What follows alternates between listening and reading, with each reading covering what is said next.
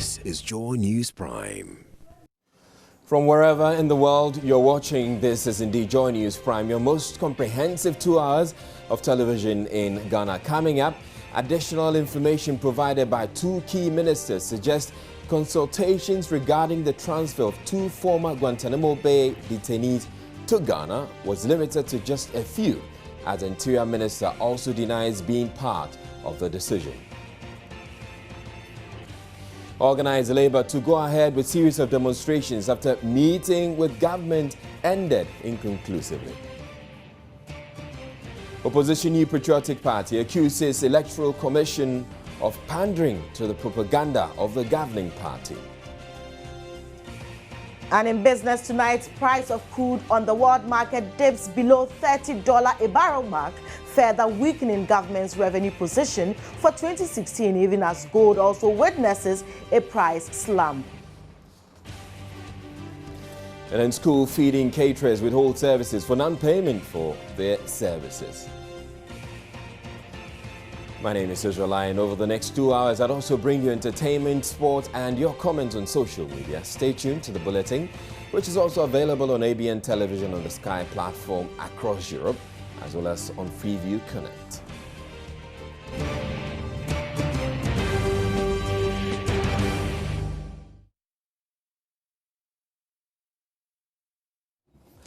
The opposition New Patriotic Party on Thursday accused the Electoral Commission of Ghana of playing to the propaganda of the governing NDC over the new voters register debate.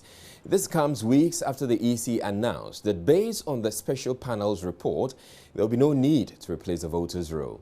Addressing a news conference at the party's headquarters in Accra, campaign manager of the MPP flag bearer and former national chairman Peter McMenu said the EC's position on the matter was predetermined and suggests a pandering of the ruling party. Weekend, the Electoral Commission chair granted an interview to Joy FM, using it as an opportunity to respond to a number of issues. Among others, the EC chair stated that if the commission listens to MPP, and the chairman is here, if they listen to you, it will end up with an elitist register. Elitist register, I see. We find that statement most unfortunate, and again, another indication of how the EC chair is quick to jump on the NDC propaganda wagon and be seen to be leading it. So if people are not qualified to be on the register, as stipulated in the Constitution, as stipulated in the CI 72, which is the laws governing election, and we are asking for the law and the Constitution to be obeyed, does it mean we are calling for an elitist register? I don't get it. I don't get it. So anybody can come and register, whether he is qualified or not, whether he is a citizen or not, whether he is a resident in the locality or not. Because if he is not resident, if he is not a citizen, if he has registered twice, we should allow him, because if we follow the law, then we are calling for an elitist register. Come on. The MPP was the view that the Electoral Commission boss must desist from projecting herself as someone who speaks the same language with the ruling party and rather speak as a neutral and fair manager of our electoral process. The New Patriotic Party has described the EC's claim that it has identified 200,000 cases of multiple registrations in the Ashanti region as strange and impossible. Again, the EC chair disclosed during the interview with Joy FM again that the EC was currently undertaking a cleaning of the register. She made a bold statement that we, the EC, and I quote, we, the EC, have identified in the Ashanti region alone 200,000 names which are on the multiple registration list, which we have to sit with the political parties and clear, unquote. This disclosure, again, is very strange. The Electoral Commission, in its response to the MPP, in page 23, stated that the EC had identified 150,000 names nationwide, countrywide, in the whole of Ghana. So how is it possible, therefore, for the EC to identify as much as 200,000 only in Ashanti? When you said the whole Ghana, the letter you wrote to us had 150,000 names that had been identified. I don't get it. I don't get it. The MPP hereby serves notice that it remains totally dissatisfied with the responses from the EC and reiterates its conviction that only a new credible voters register will guarantee us free, fair, transparent elections. And I may add, accurate. Meanwhile, the Convention People's Party says it called for a new voters register because the party suffered from the discrepancies in the role. The General Secretary of the CPP, Niyama Kromfa, says he does not know what it will take for the panel constituted by the EC and the EC itself to be convinced that the voters register as it stands now is bogus. We had called for a new voters register based on our own experience. It's not about siding with MPP and NDC, because let's get it right. We believe those two parties have failed the nation. We have experience with our biggest constituency, where we had we had a member of parliament, and we know that the register there is bloated. We believe that statistically, the 11,000 additional names that have appeared there should not be on the register. We believe that those names are either minors and aliens and foreigners. So we based our call on that information. Given that others were also calling for it based on their experience, that gave credence to the fact that we had a challenge voters register. Many people believe that a voters register is a bogus register. We called for a new one. The panel have met. They have said that they don't accept they're not convinced by the argument. On the other hand, they are also saying that the Electoral Commission should prove to the public or inform the public how they are removing minors from the register. So at what level is the argument credible? You know, the register is either bogus or is not. It either has minors on it and foreigners on it, or it doesn't. So, you know, there's a point at which they do not clarify why they're not convinced by the argument. Is it that one person who shouldn't be on the register makes it credible? Is it 1 million people who have to be on it? Is it 50% of the register who have to be to make it warrant need for change? So it's not clear as to at which level does the panel become convinced. Is it 30% of the register, 10% of the register? So there's an issue there. Having said that, we are where we are. If there's a call by the panel for a cleanup of the register, and that's calling for an auditing process, that should be a transparent process. In a related development, the Center for Democratic Development, CDD, says it is disappointed the debate on the credibility of the voters' register is turning into a political talk, with the two major parties shouting at each other. Speaking to Joy News earlier, the program's officer of CDD, Paul Abrampa, says he expected the Electoral Commission to handle the matter much better by engaging the New Patriotic Party in private. It would be good because we are dealing with figures. We have a series to guide us. What happened at the Supreme Court? That Dr. Ferijan's pronouncement and what happened at the Supreme Court indicates that whoever occupies that chair to manage public communication, especially as far as figures are concerned. Leaving the argument in the court of the political parties to take it up instead of the elections management body taking full control of affairs is dangerous for our political discourse, especially for 2016. I wasn't expecting the issue on voter rule obligation to be MPP and DC or among political parties. I was expecting it as a petition to the elections management body, who by the Constitution is the sole agency who has the mandate to deal with issues on elections, and maybe share its findings or its thoughts with other political parties. But as it stands now, a witness is what we are having today. That is become a ball game for the NPP and NDC, as usual as all political issues in the country. Okay. If you don't take time, it's going to drag on, and this is a very tensioned elections that we're going to have.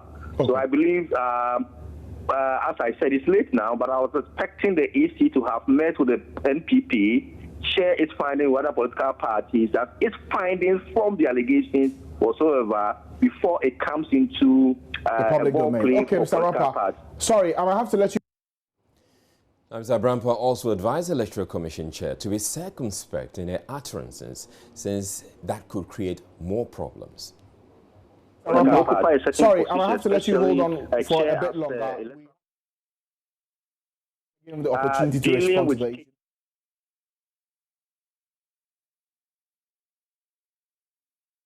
the numbers. Now, the NPP is saying that you submitted a response to the allegations or so about to them, that you quoted a certain page that throughout the country, you've identified 150,000 multiple registration in the register. Now, you go on Newsfire and you state that in Asante region alone, you have identified 200,000 names of multiple registration. The first question is, what happened to the national figure? Was it isolated from the Asante region figure? What prompted the use of only Asante region as an example? This will prompt so many questions and allegations. That's why it behoves on the Electoral Commissioner to be very circumspect of some of the statements and the way the information from there is managed. But I repeat, we don't expect this issue to be a ball game between political parties. We have a constitutional mandated institution to manage elections. We expect the Electoral Commission to handle this issue and share its findings with the public, so as not to drag this issue deep into the election calendar that may affect the preparations and conduct of this year's election. Staying with some more politics, one of the presidential candidates for the Convention People's Party, Samia Nkrumah, has denied allegations that the party's national executives support her bid. There have been reports that the former CPP chairperson has an undue advantage over the other three candidates, with the executives throwing their weight behind her. But speaking to Joy News after a vetting by the party on Thursday, Samia Nkrumah said the reports were without basis. She's however confident of victory in the upcoming polls. The Convention People's Party is vetting 4 presidential hopefuls to lead the party into the November polls.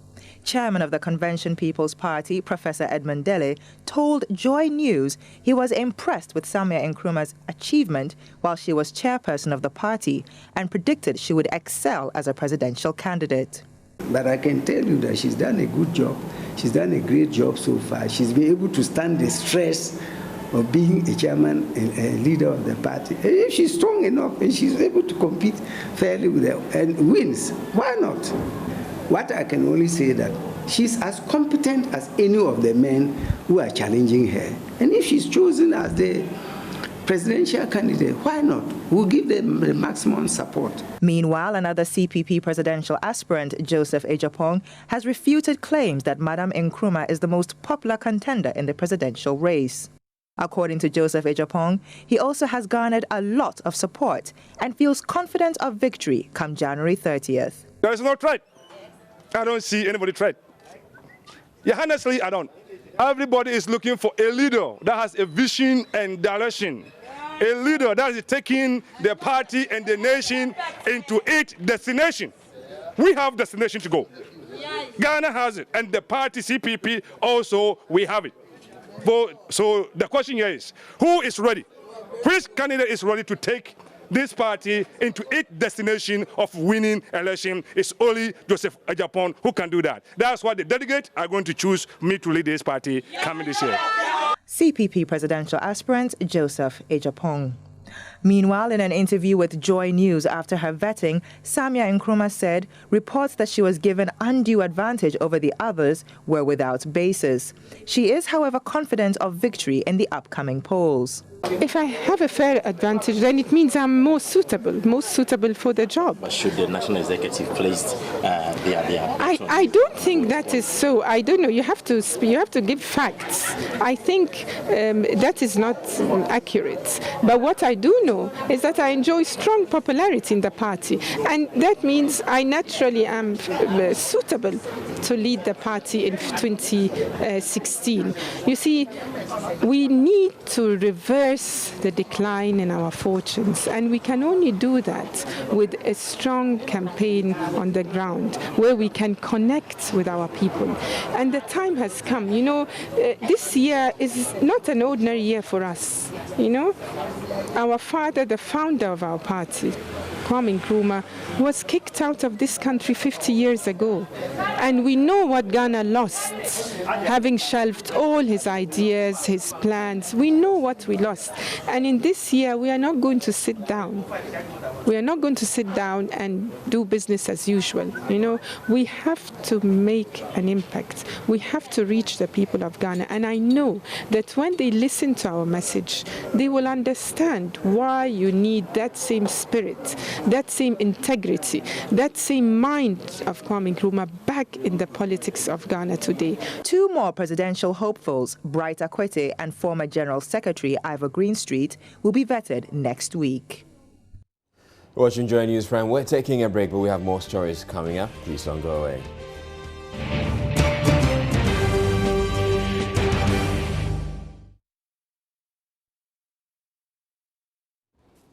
The government has rejected a request by organized labor to scrap the controversial energy sector levy, which has resulted in a 28% hike in fuel prices. Government has been heavily criticized for introducing the levy. At a crucial meeting between government and the TUC at the Flagstaff House on Thursday, the two parties agreed on how to cushion workers against the shocks of the recent fuel price and utility tariff hikes. My colleague Joseph Opoku-Gakpo has details of the meeting and joins me in the studio with more on this. Good evening to you, Joseph. Good evening, Israel. So who were the key parties in this meeting? So the organized labor team was led by Kofi Asamoah, the Secretary General of the Trade Union Congress. There was also Solomon Kote of the Industrial and Commercial Workers Union. They had other 3 members who were part of the delegation. And then on the government side, there was the Employment Minister, Haron Idrisu, and then there were representatives from the Petroleum Ministry and also some presidential staffers. Essentially, those are... All right. And essentially, this meeting is a follow-up on one that they had sometime last week, I believe. Precisely. That was last week, Tuesday. That's when the first meeting was held. That meeting ended inconclusively, and so today's meeting was to continue the discussions. Right. Remind us again the key demands that Labour is putting on the table. 3 things. First of all, they're asking that the energy levy, which has led to the hike in the prices of petroleum products, be scrapped so that petroleum products are... So be scrapped entirely? Be scrapped entirely, so that then the prices go back to how they were as at the close of 2015. That's the first demand they're making. The second demand is that they're asking that when it comes to the prices of utilities, the electricity and water, you would recall that sometime in the middle of last month, the PRC announced that water is going up by 67.2%, and also electricity was going up by something in the region of 59%. Right, so electricity rather was going up in the region of about 67, and water was less. Now, organized labor is demanding that they don't want anything beyond 50%. They admit that prices are supposed to go up, but they are insisting that the prices shouldn't go up anything beyond 50%. So they're asking government to subsidize and cut down the prices so that they would go up only as far as 50% more than how much it was sold before the increases. Okay. So my understanding is that government was willing to go halfway. Yes, government halfway. Yes, government said that it's ready to pay, or for that matter, bridge the gap so that then the prices go as much as 54%. Essentially subsidize utility Exactly. tariffs. Government has agreed to subsidize. That's the indication that we get. The government has agreed to subsidize so that then we'll be buying electricity and also water at a price which is only as much as 54% compared to the period before the hikes came into effect. That was on December 15. Now, the difference is the 4% margin. That's where the bone of contention is. And so they couldn't agree on that, and the decision was taken that next week, Thursday, there will be further negotiations in relation to these concerns that they are raising. But they are very angry, organized labor, that government rejected their demand for the scrapping of the energy levy. So regarding the energy levy, government is unwilling to yield? Government says it can't do anything about it. Those taxes have come into effect. Parliament passed it. Government said economic times are hard, and so they need the money in order to finance developmental projects and all of that. So they are not ready to go back on that. For subsidies on water and electricity, they are ready to make some adjustments. So you're saying the way forward is that next week they're going to be meeting again on this? Next week they're going to be meeting again on this. But organized labor has indicated that even before today, they had rolled out a plan on some agitations and some protests that they intend taking, and that includes beginning demonstrations and picketing at their regional capitals. That's from Tuesday, the 19th of January. And subsequently, from Thursday going, they'll be embarking on a strike. They're saying that tomorrow at a press conference that they'll be holding, they'll be announcing the full details on how they intend to roll that out, because from government's rejection of their demand for the scrapping of the energy levy, they are very much dissatisfied. Solomon Kote, who's the Industrial and Commercial Workers Union, he was in that meeting. I've been speaking to him on the way forward. To the Honorable Minister, they are still in discussion with ECG, VRA and water. Okay, but the signals are that definitely there will be some kind of reduction where worst case scenario, government will be absorbing that as form of a subsidy, and then whatever they give out, government will then pay to the PURC and their social partners. Okay, but on the part of organized labor, what are the specifics of what you are demanding? We had earlier on said we don't expect anything beyond 50%. For the utilities? Both, yes, for the utilities, both water and electricity. As in the increment shouldn't be anything more than... Shouldn't be, because we have admitted that indeed the problem at Akosombo is a real one. It's an issue that we can't blame on anybody. However, in doing so, because you always have two sides of the equation, worker salary have not seen increase over the last time, and the new increase that is coming just about 10%. Even though we will have some enterprise negotiations with different organizations, the larger chunk where the pressure actually lies is with the tripartite over the number of workers who are affected by the percentage increase, and it came only 10%. Which in real terms, if you take the minimum wage, is 1 cedi increment. And then you look at the myriad of increases that have come, obviously, organized labor cannot be happy. Okay. And for now, government points that they cannot meet the demands that you are making. Essentially, is that the point that you are making? Well, they cleverly did that by explaining the challenges that they still have. But the challenges have been a sing-song that have been heard over and over and over. So it's like the challenges are the same with government, nothing really has changed. So it would be fair to say that today's meeting as well ended inconclusively? No, there has been a progress. In the very first instance, there was nothing to do to talk about a utility change. Now we are having some contemplation to make a reduction. Okay, and the meeting also concluded that exactly today's week, there's another meeting also to take place. Okay, so gains that you make in negotiations at this level is critical. So Labour tomorrow will make a firm stand as to what exactly will happen to us. Which is that it's possible that demonstrations you have hinted will be coming up. For that one, it's obvious no U-turn is coming on, and I'm sure the date, the venue, the time, and everything will be announced tomorrow officially. So General Secretary of the Industrial and Commercial Workers Union, Solomon Kote, speaking with my colleague Joseph Opoku Gakpo, who was part of, or who brought us details earlier of that meeting at the Flagstaff House. Now, some caterers of the school feeding program in the Eastern region on Thursday protested against what they say is underpayment of claims by the Ministry of Gender and Social Protection. According to them, the accumulated claims paid them are inadequate and are a breach of their contract terms. The caterers picketed at the Eastern Regional Coordinating Council and presented a petition to Deputy Eastern Regional Minister Mavis Ama Frimpong. Meanwhile, some caterers of the Ghana School Feeding Program across the country have confirmed to Joy News that they have withheld their services. Reports that the caterers of the Ghana School Feeding Program are on strike, but a section of them tell Joy News they are rather withholding their services until they are paid. Cumulatively, they haven't been paid for a year, although they were promised these monies by the end of 2015. We hear that the caterers of the National School Feeding Program are on strike. How true is that? Can you tell me if indeed you are on strike? Caterers are not on strike, but rather it is rather the Secretariat of the Ghana School Feeding Program that is on strike. Just because payments as they are supposed to pay are not being paid regularly. Who have you told all these issues to? We have desk officers at the district offices. So we were asked to go and launch our complaints there. And then when the 64 days came, it was short of some monies. Some people didn't even receive any money out of the 64 days that came before the Christmas. So the complaint was launched. The desk officers sent the complaints through the regional coordinators of the school feeding program, but nothing has been heard. The figures are now different because the 64 days, some people got, some people didn't get up to today. And then the 38 days and the 5 days that has been paid.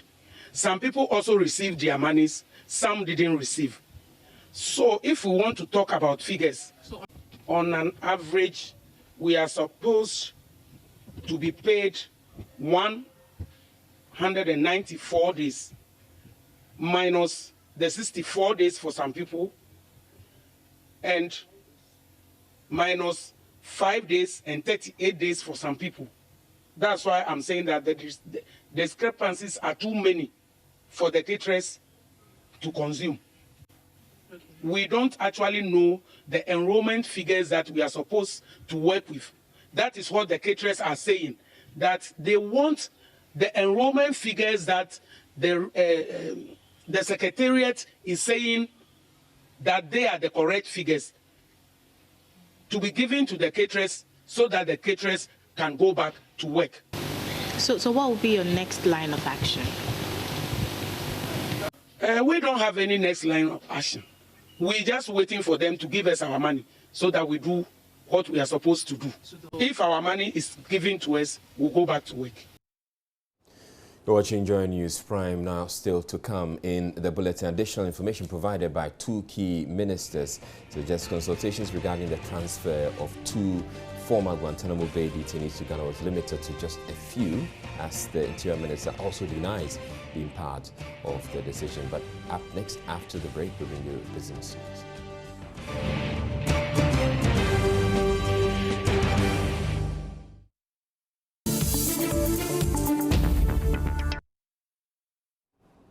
Right, Eton Amse has joined me with the figures and everything else that concerns business. Good evening to you, Eton. Hello, Israel. So one of the main issues we're having today is, or the major business news, is the fact that crude oil has, for the first time in a very long time, in 12 years, dropped below $30 a barrel. But I just checked a while ago on Reuters, and it's actually gone up to $30 a barrel. So it's at 30 now. It's 30. It means yesterday it was at 30. So it's volatile, Israel. I can't. It's not stable. And it just goes into, it just goes to support people who projections that it could drop. It could drop as $20. Some analysts are saying by June it could drop to about $19 a barrel, and that's not good, Israel. It's not good for us. Well, even though in one breath, on one hand, it could be good for us because it means we're supposed to be getting cheaper fuel. Right, but we are not getting cheaper fuel. We're not getting cheaper fuel. Meanwhile, the finance minister also complained that our revenue projections are suffering as a result of the crude, slump. Who is to blame, Israel? Not me, not you. Do the business. All right, now it appears predictions that crude oil prices might hit the $20 mark by the middle of the year may happen earlier than projected. The price of the commodities today trading around $30 a barrel, the lowest in 12 years. Some banks are also warning that it could hit $16 a barrel by June 2016. For some analysts, this could see some of the oil exploration firms in Ghana lay off workers. There are also fears it could reduce government's revenue from oil exports. And speaking of commodity exports, government's declining revenue from exports could be compounded by the rather bad start to the year for cocoa prices, which have been dropping on the international market due to increased supplies. Market watchers are, however, beginning to revise their predictions that the dry weather could result in a decline in productions. There's more in this Business Desk reports. The harmattan was expected to peak in January, but that has not been the case as we head into the middle of the month. This means the cocoa crops could survive what was anticipated to be the effect of bad weather this season. While the fears of bad weather are being sucked out of the market, cocoa prices are falling as supplies increase. The lower prices bodes well for long-term demand prospects, but not so good for countries like Ghana, whose economy depends on the commodity. The price of cocoa is beginning to align with the price of other commodities on the market and currently trading at $2,881 a ton, reflecting a tumble which began at the beginning of the year. Now, the country's economic challenges might not be over anytime soon. That's the warning coming from the IMF board after meeting yesterday to review Ghana's performance under the fund program. Despite its concerns about the economy, the board has approved the disbursement of some $115 million. My colleague George Riafe has been looking at other issues raised by the board. Approving the funds for Ghana, the board, however, noted that it had to give Ghana a waiver for not meeting one of the targets set under the program for the second half of 2015 when it came to the payment of external arrears. Joy Business is also learning that the country had some challenges in meeting some of the targets, which forced the board of the IMF to move their review meeting from December 2015 to January 13 this year. Joy Business is also learning that the fund is having some serious concerns on how the program is going so far. But a source close to government has told Joy Business that they are working hard to address all these concerns. The acting chair of the IMF board and deputy managing director of the fund, Minju, also noted that government must do more to check its rising expenditure, adding that ambitious reforms are needed to help achieve this. The acting board chair also adds that the Bank of Ghana should be prepared to hike policy rate to check inflation, which is on the increase. He, however, added that there is a need for the Bank of Ghana to fast-track the implementation of a new banking law to safeguard the entire financial sector. Meanwhile, economist Professor Peter Quartey has indicated government will need to put in place a drastic measure to stabilize the economy. He assesses you and says your performance is satisfactory. It's like 50% in my view, average. And I don't think anybody wants to really serious-minded government would like to be the average. You always want to be above average. So for me, it tells a lot. It opens the door for a lot of comments. That is that there are issues. They mention the increasing debt levels, the need to therefore ensure that we strike a balance between domestic and foreign or external borrowing so that we don't overheat the economy. And then also the issue about expenditure control is quite critical. That if you look at some of the state-owned enterprises, they are a drain on the national budget. And what do? It is about time we revisit this diverse chatting and ensure PPP, public-private partnership, in some of this SOE so that government does not involve itself in direct production. In a related development, the IMF says it is satisfied with Ghana's progress in meeting most of the targets set under the program. Joel Tojas Bernat has been throwing more light on this from Washington, D.C. The authorities have indeed strengthened their policies to stabilize the economy under the program.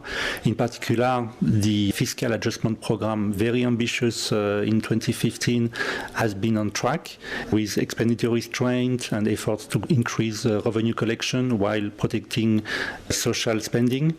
And the authorities also made some progress in structural reforms, which are very important to sustain the gains achieved so far. Now, oil marketing companies, OMCs, continue to lament the impact of the deregulation regime in fixing petroleum prices since it began in June last year. Despite the flexibility in setting prices for petroleum products, which the Association of Oil Marketing Companies Group is happy about, it also argues that the competition the system has generated makes it difficult to earn reasonable profits on petroleum products. The coordinator of the Association of Oil Marketing Companies, Kweku Ajimendua, explained scores of operators in the sector are now using unconventional marketing strategy to attract motorists. He was speaking at the official launch of the partnership between Shell Ghana and Star Oil to help market each other's products. Patrons of Shell products can now be assured of getting their products at any Star Oil filling station they visit. This is because Vivo Energy Ghana, producers of Shell products, have partnered with Star Oil Company Limited to make access to Shell products easy and convenient for patrons. Chief Executive of Star Oil, Vincent Kaleji, says partnership with Vivo Energy Ghana guarantees patrons value for their money. Star has not yet begun the manufacturing of its own brand of lubricants. We have not. Star Oil also acknowledges that Shell lubricants are of proven quality. On the other hand, Star Oil sponsors over 120 petroleum retail outlets of various categories in almost every district of Ghana. In this connection, Star Oil has become a household name and of a big strategic advantage to any potential partner. With quality as its prime objective, Star Oil is therefore happy to be associated with the proven quality of Shell lubricants. Managing Director of Shell Ghana, Ebenezer Faulkner, shares the same opinion. As a company, we are aware of the significant contributions made by Star Oil Company Limited to the growth of the downstream petroleum sector in Ghana. Our records inform us that Star Oil has over 150 retail outlets in Ghana, which creates a sterling opportunity to partner with Star Oil to sell Shell lubricants at all Star Oil service stations across the country. Meanwhile, oil marketing companies continue to lament about the impact of the deregulation of petroleum products since it began in June last year. According to coordinator of the Association of Oil Marketing Companies, Kweku Ajimendia, when the deregulation started, scores of OMCs have adopted knockout marketing strategy to defame others whilst attempting to woo motorists who have become akin to the price codes. Time to talk stock and commodity markets, and John is here to help us do that. Hello, John. Hi, we were missing in action yesterday. It's okay. It's okay. I see just two equities move the market. Exactly. So we had almost about 5 equities trading today, but only 2, Societe Generale and then PZ Cousins, actually moved the market today. But unfortunately, holders of PZ Cousins shares today lost 1 pesewa to close the market at 33 pesewas per share. That's exactly how much tomorrow the market is going to open for PZ Cousins. And of course, Societe Generale actually added 1 pesewa. So assuming you had some 1 million shares of Societe Generale, today you'll be making about 10,000. Good. Okay, that's quite fantastic. All right, to actually do. So that's basically what it is. Liquidity, I'm sure that's what exactly you're about to ask, was quite high. But what is happening is that those equities that traded today were not of higher prices, so you would not see values that much exactly. Right. We have about 76,038 volume of equities trading today at a total cost of 61,420. Okay, the strength of this actually moved the market, making the composite index getting close to about 95%. What this means is that, Eto, what it simply means is that if you had actually bought every share on the market, okay, your stock price or the value of your investment would have appreciated by 0.95%. That's exactly what it is. Now, oil, crude oil, cocoa is going down, crude oil, gold. What is happening, John? Tell me. Cocoa going down, crude going down. Cocoa simply means that the cocoa producing countries are oversupplying what the market can actually take. Okay, you know, Ivory Coast is a leader. Ghana is the one that's actually not pushing, pulling its weight, but Ivory Coast, we're doing well. Today, of all days, crude oil, as at the time I was coming to studio, crude oil actually added 92 cents to close at $31 per barrel. Okay, so that's quite some news, but you can't actually project this to tomorrow. That's basically it. Well, I'm sure tomorrow will tell us exactly what to look at. Exactly what it is. But today, fortunately or unfortunately, CD lost to all other trading currencies. Oh, what's happening to the Ghana? You're not praying, John. Thank you, John. And that's how we wrap up. My producer is screaming. That's how I wrap up. My name is Eton. I'm saying many thanks for your time. Welcome back to Joy News Prime. Now, over 200 retired military officers have sued the Chief of Defense Staff and the Attorney General and Minister of Justice over what they describe as underpayment of their gratuities. The ex-servicemen who were recruited between 1988 and 1989 had served the country well over 25 years before they commenced their terminal leave in December 2014. They are seeking a declaration that deductions made by the Chief of Defense Staff on their end-of-service benefits were unlawful. Lawyer for the ex-servicemen, John Kwame Kwezin, explains the relief they are seeking. When we went to CDS, they said, okay, they might not necessarily have to explain to the soldiers that, okay, this figure we have put there is exactly what we are giving to you. Then we say, oh, so how come? So they mention something like what they call arbitrary formula. And jokingly, because I belong to the football fraternity, I say, hey, in football fraternity, we have the coefficient formula. Okay? So in the military, you also have the arbitrary formula. Then why are we heading? And we asked them for explanation, and then the explanation was not forthcoming. Because it is on paper that you are going for 85,000. That forms 80% of what is due me. Then they've given you the 85,000. Now give me my 10, and you are telling me you are giving me 60,000. So where did the 25,000 go? More ranking member on the Defense Committee in Parliament, Major retired Derek Kudrow, says the issue has come to their attention and will tackle it first thing when Parliament resumes sitting on January 25. On it is not as easy as we see it. It's not only one intake. A lot of intakes who went together, who went at different timings, are all complaining. That's why I'm saying that this is the first time it has happened on a large scale. So we called the military hierarchy. The minister was there, TDS was there, in fact all the commanders were there, including the commander of Forces Space Service. He was also there. The defense and defense financial controller was there. A very big forum was organized in Parliament. We called them before us. So after a long time of deliberations, we gave them time to go and work every individual's pension pay, the retirement benefit. They should go and work it out and then let us know whether there are problems or there are no problems, whether there are deficiencies, whether there are arrears that's supposed to be paid to them, whether there were any deductions. So they took it in good faith. Even though it's not an easy job, they went and did it. The other time that we met, we were supposed to have met when the NDC MPs were organizing their primaries. So it wasn't possible. After that, we were on recess. But before we went on recess, we met the military hierarchy. And then they said, oh, we should finish with the budget. After the budget, budget is a national issue. And we couldn't relegate that one to the background. So we have to do the budget. After that, we sit on the armed forces pensioners, their problem.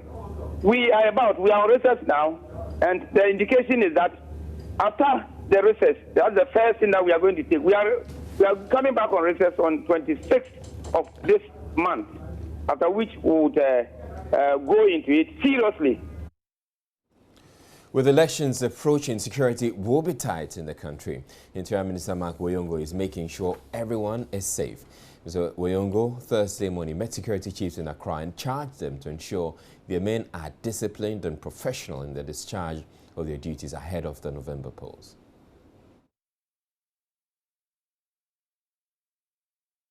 Especially the security agencies, take it upon themselves and impress upon their officers and men the need to be disciplined, the need to be law-abiding, and respect the fundamental human rights of all citizens to avoid the negative perceptions that you are compromised.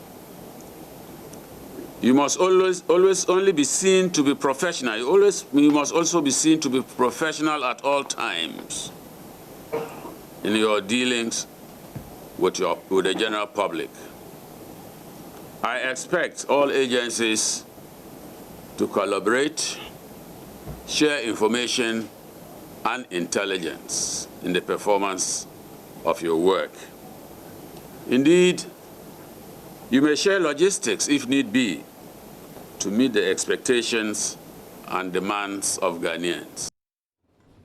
Now, smoke has a range of health effects on humans, from eye and respiratory tract irritations to serious disorders. Gari producers in the Ghana.Video region, however, often have to defy the smoke-filled environment and the hazards associated with smoke inhalation just so they could make the staple available, whilst also keeping their families afloat. Joy News' Ashanti regional correspondent Mahmoud Mohammed Nuruddin reports on what some of the producers go through to get the job done. Cooking up mashed cassava into dry granular food has become a sustainable income for residents here at Ntankoro in Kintampo in the Ghana.Video region. But for this process to be completed, they need energy, supplied by firewood from nearby forests to keep their pans hot. This has always triggered persistent felling of trees to feed their ponds, contributing to deforestation that ultimately leads to tragic loss of biodiversity. Kwame Edu is one of the gari makers. Though he is aware of the damning effect of felling trees, he says there is no other source of fuel to roast their cassava flour. We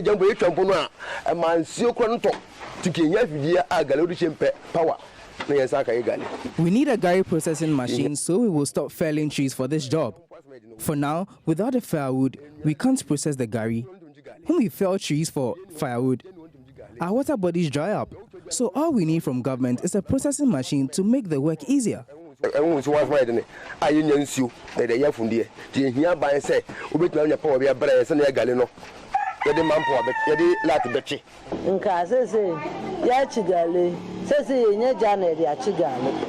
Nowadays, we don't get firewood for processing gari.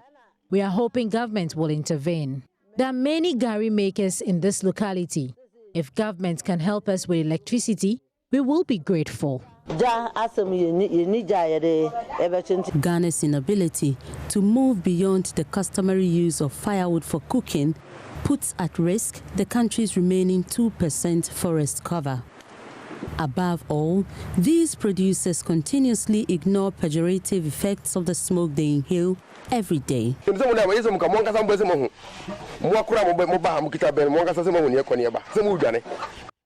Have you experienced what we go through daily? The smoke is too much. You are even running away because you can't stand the smoke.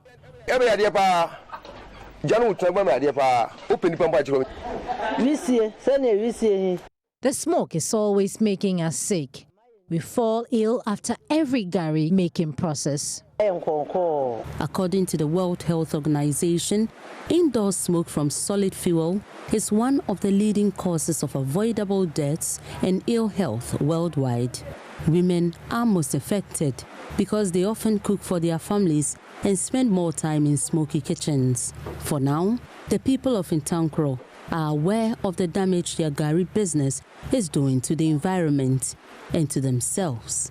But until they get sustainable alternative, they will continue to deplete the forest. Mahmoud Mohammed Nuruddin's report for Joy News.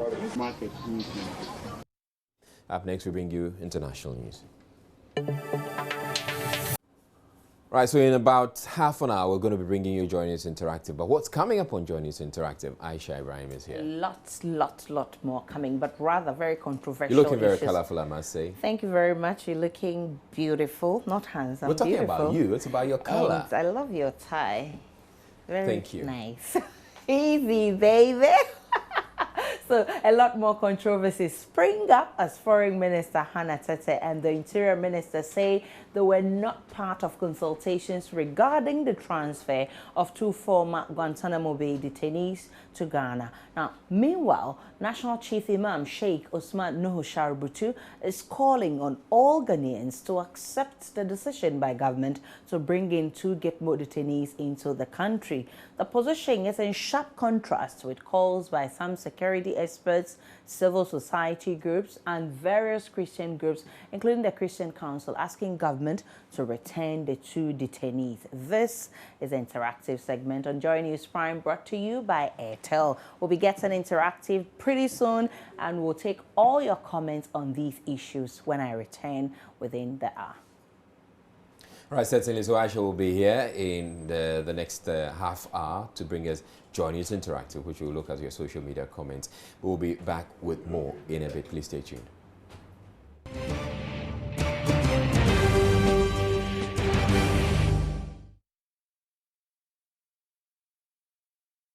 Watching Joy News Prime Channel for a recap of our top stories. And the organized labor says it will go ahead with a series of demonstrations after meeting with government ended inconclusively.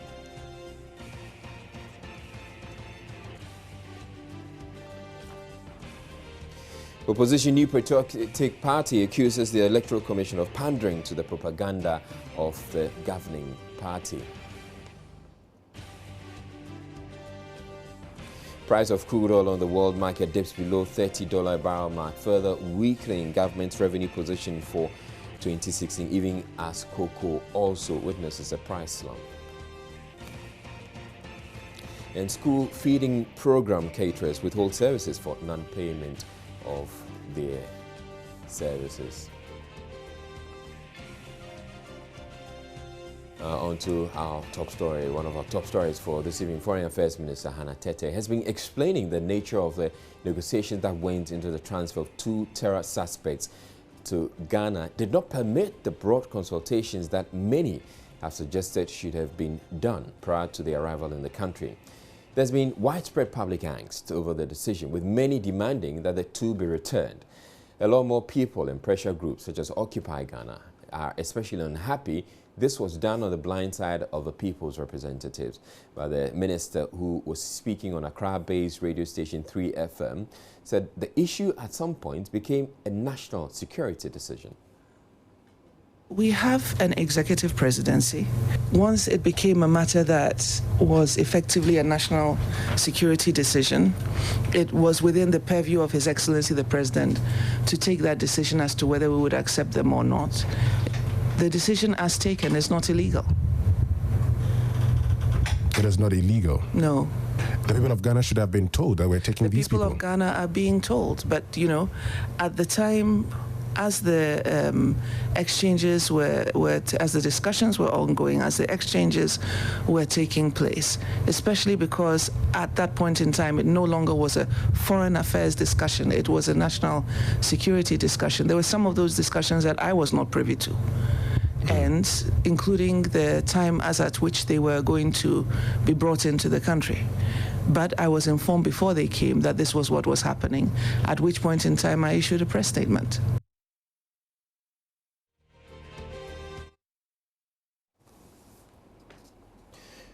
And so there was the Foreign Affairs Minister Hannah Tete speaking there to Accra-based radio station 3FM.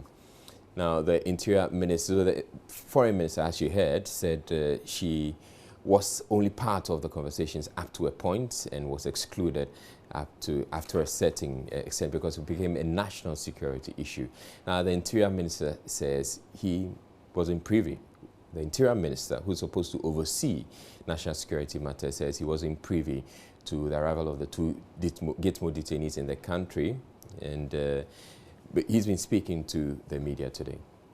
We are not leaving anything to chance, and that's why the President indicated that they are being accommodated by national security. They are being monitored 24/7 by national security. And if they do anything untoward, they will be dealt with according to the law. For instance, do they have access to phones, internet? Because, you know, terror groups thrive on these things. Well, I don't know the details for their being here. I wasn't privy to the discussions. But maybe that can be found out from the national security. They are supposed to comport themselves, not to do anything untoward. And I'm sure they were briefed, you know, on what to do and what not to do. And if they go against that, obviously, they'll be infringing on the laws of the land. So, which you can't tell us. Which one? What they're expected to do and not to do. That's why I say national security would have then briefed them. And like I said, I wasn't privy to those discussions with them. There's this huge outcry among Ghanaians, Christian groups and all of that. Do we have a reason to be afraid at all? Well, we have a reason to be concerned, but I don't think that we have a reason to fear like it's being touted all over the place. I think that once the security is monitoring them 24/7, once they live in national security accommodation, and once, you know, we are all now very conscious of their presence here, I don't think that there should be any reason to fear. So you say that we have to ask national security for the details, but you are the Interior Minister. They are on our soil. Any specific plans, measures put in place by your ministry to ensure that at least there's some kind of security measures they are abiding by? Well, you would have noticed that after our meeting with you this morning, I had a closed-door meeting with the security heads. And that was one of the issues that we discussed. I've asked them to pay particular attention to those two detainees, ensure that they do not do anything that will breach the peace of our country. So they are being monitored, like I said, they are going to be monitored very closely. Now, there's information around about WikiLeaks leaking some data or documents about these individuals, and in 2007 they were rated as high risk. Years on, they are in our country, and we're hearing our president telling us that these are low risk. Shouldn't this really be a concern for Ghanaians? And why is there misinformation? No, if you listen to the information the officer at the American embassy yesterday, he said they were not so, they are not security risk as to such an extent that we should be worried, because we are in a position to contain them. Now, the chief imam's personal aide is backing government's call for Ghanaians to accept the 2 Guantanamo Bay detainees in Ghana. He insists the 2 ex-detainees at Guantanamo Bay will not pose any security risk to Ghana. An extensive discussion as to the profile of the detainees, what they've been doing before, how they were captured, and with the interaction that our national security official had with the detainees, they were very convinced that the detainees are very much looking forward to continuing their life and settle in, you know, living in Ghana for some period of time. They have no connection with Al-Qaeda or any other terrorist group. That's what they told you, that they had no connection at all. No, I don't think you will believe that. You will believe that they had any connection. People who have been detained for 14 years, they had no connection except with their immediate family members. Okay. Now, did you ask them, did you ask the foreign ministry and the U.S. officials why they will not send these 2 detainees to their home countries or even the United States, but rather to Ghana? Well, it was very clear that President Obama's campaign, well, anyway, let's not get to that, but the U.S. had passed a law, I think the Senate or whatever, the Congress, that they wouldn't allow any of the detainees to settle in America.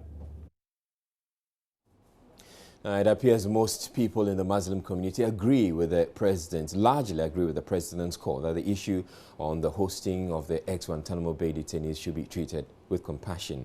This seems to be in contrast to what most religious leaders and the general public have been saying about the issue so far. As a Ghanaian, I feel good that we are going to aid to rehabilitate them, get them back to normal life. So I think it's something good. Ghana is a land of peace. We thank the Almighty God for the appreciation and the willingness that Americans saw in Ghana, because they know that Ghana is a peaceful country among the whole world. They do not want to any place and demand where they are going to keep the people that they came to Ghana. That even is a credit to our nation. We are welcome them. When you go into our Quran, God said, Al-Muslim, how Muslim? Because we Muslim, we are like one mother, one father. We are colleagues, and all the Christian. We are not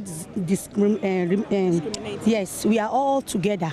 We are welcome them 100%. We have to organize ourselves, then we jubilate, then we thank God. I think that is one of the reckless decisions that the government has taken. It's putting the lives of Ghanaians at risk. In the first place, I think that he should have consulted widely. I read this afternoon in the net that about 116 detainees who have been released went back to terrorism. We should show compassion to ourselves first. That this story come to this country is good, because the whole world now, Ghana go look at is a peaceful country. The Ghanaians, if you travel, I travel anywhere.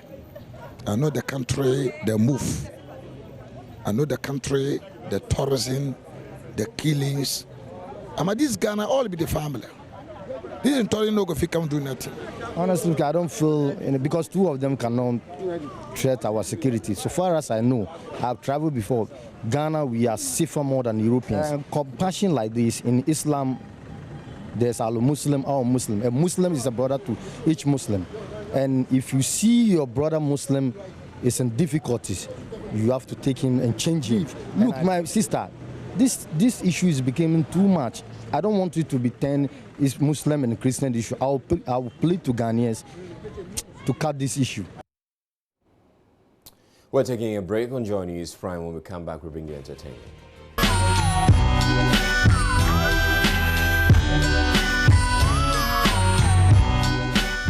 Okay, so apparently there was some mix-up with, with the microphone. Okay. And they must have missed out on the conversation, but that's fine. Let's get on with it. That's okay. Okay, so it's still about the Ghana Music Awards. You know, one thing that is on everybody's mind now is that now that the nominations have been open, of course, who is going to win the Artist of the Year? That's the biggest award for everybody. You mean now that the nominations have been opened, then Shatta Wale has filed? Yeah.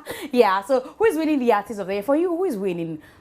I'd want to go to Stonebwoy. Okay. Yeah. Because I have a soft spot for him. Okay. But I also think he's done incredibly well this year. Oh, okay. So how come you didn't do your Kung Fu dance to go higher? You did it to Mr. Kade's Mansa. You can't do that to. You can't do Kung Fu with go higher. Whatever. So we went on the street to find out from people who they think would win the Artist of the Year. Yeah, Stonebwoy for me, yeah. You see, that's Stonebwoy, Obisa, finish. There's no any other artist can even take it. Stonebwoy. I mean, for me, Stonebwoy, I'm going for Shatta, straight up. But I think Shatta Wale. Mr. KD. Yeah, I think Stonebwoy. Yeah, he deserves it. He has worked hard, so he deserves it. Yeah, so just watch out for Stonebwoy, right? Stonebwoy will take it. Yeah, Shama, stand up! I think Mr. Kede. Oh, he really did well last year, so I think he deserves the award. Stonebwoy will win now. Because he's so talented. Stonebwoy, I like him, actually. Yeah, and also, he is good at singing and the dancer also, he partakes well. Brother, I think he's the one that will win. To me, I think Shatta Wale is it's a favorite to win.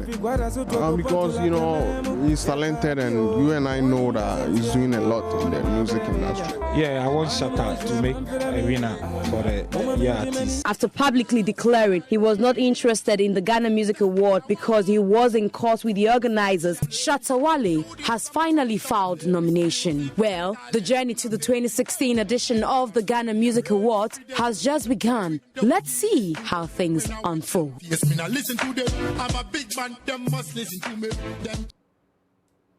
All right, so it turns out that quite a number of people, you know, also agree with me. You, yes, that Stonebwoy has done quite a bit of work and deserves to win. True, and the argument is that even though Bisa has also done quite well, when you talk about stage performances, you know, Stonebwoy does a lot more better than Bisa. And they say after Bisa performs his Mansa song and the Brother song, there's nothing else to jump to. So that's the argument.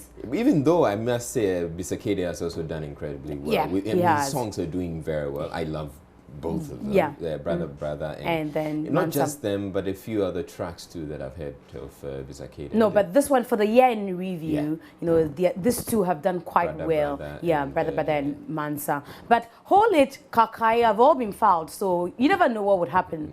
You know, and Oh Yeah, Chop Kiss, that song I love, mwah, baby. Anyway, so yesterday, Shatta Wale's ex-manager, Bulldog, decided to post something on his Facebook. Everybody thought that he was referring to Shatta Wale.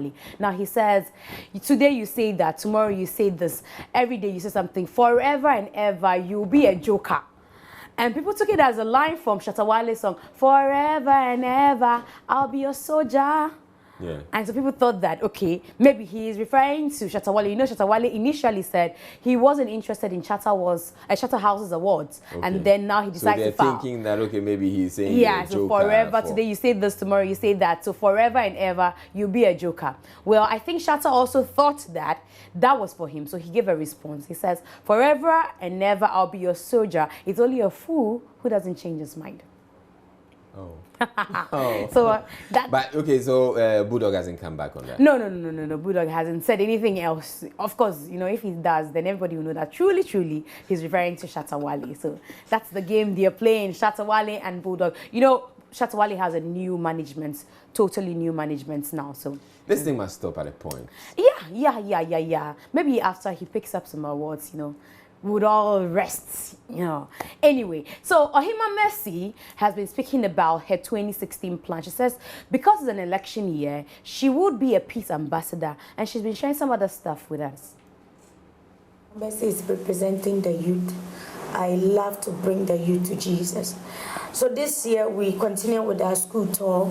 Okay. Apart from that, we're blocking streets, and all that we're doing is to campaign peace for this election. We're looking at what is going on radio and on TV. I had an opportunity to meet one lady who shared her problems with me, and it was something. I have to cry out in tears. That was my worst moment in 2015. All right, so that's Ohima Mercy. Now, you remember some time back, AKA, the South African rapper, walked out on an interview. I told you the story here. Because he was asked of a certain female television presenter he was dating, which he had denied, of course, and the lady also denied. Now, it happens that both of them happen to be on vacation in a similar place. And they posted pictures separately, though, on their social media platforms. But you know, people were able to match up those pictures, the hairdo of the lady and the environment, and put them together and say, okay, these two are on vacation at the same place, you know, even though he won't comment about this lady. And you know what is making people more suspicious is the fact that he gets really irritated when people ask him questions about this presenter. She's called Bonan. But why so? I mean, why is he irritated? Because, you know, he had a DJ girlfriend he has a baby with, and according to the DJ girlfriend, he confessed to her that while she was pregnant with their baby, their daughter, he was seeing this presenter, and she came publicly to let everybody know that this was what was going on between AKA and Bonan, and two of them had denied from then, and they're still denying till date. But, you know, the cameras can't eventually, I'm sure it will all become apparent, and then we'll get to know. True. So Alan Rickman passes away, and everybody's asking, who is this man who has passed away at age 69? Here is who he is. Okay, so people who watch the movie and believe his role in the movie, they would want to think that he could have saved himself. You know. But it doesn't happen that way. Anyway, so before I go, imagine you meet this man in the library. Hello. That's a good one. Hello. That's a good. I'm looking for a book. Oh, you asked me what book is that? What book is that? Oh, a movie. Hello. I'm looking for a G. Which G is that? Ah, you. Anyway, that's it for entertainment, Israel. Yeah, thank you very much for coming through. That's it for entertainment. Up next, we bring you sports.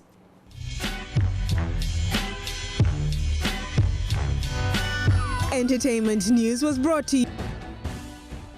It's time for sports, and Gary is here. Yeah, I am here. You know, I'm a big fan of Alan Rickman. Oh, you are? No, I actually didn't think he was such a giant of Britain. I read his profile today. I'm like, okay, hey, this is a big boy.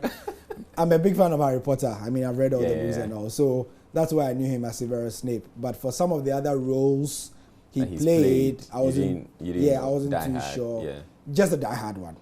Just the Die Hard one. Yeah, but the other ones, the theater, he has such a storied history in theater. Yeah, I didn't know he was such a big man. All right, you take the sports away.